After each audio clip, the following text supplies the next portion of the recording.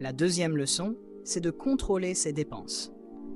Arcade expliquait que beaucoup de gens pensent que leurs dépenses sont toutes indispensables. Mais en réalité, beaucoup sont juste des envies et pas de vrais besoins.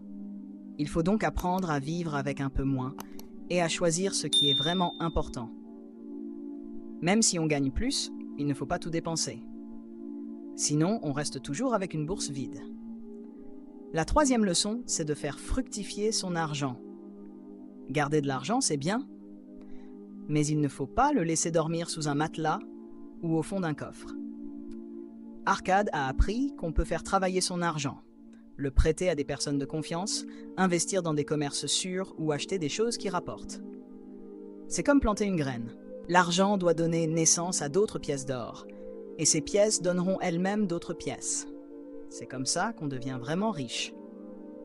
La quatrième leçon, c'est d'être prudent.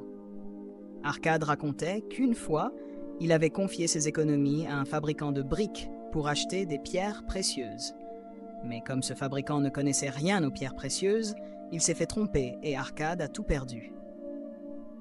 Arcade a compris qu'il faut demander conseil à des personnes qui s'y connaissent vraiment.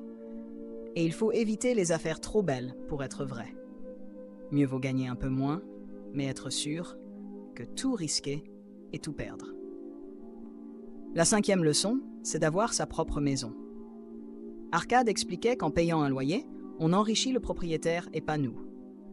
Si on construit ou achète sa propre maison, on ne paie plus de loyer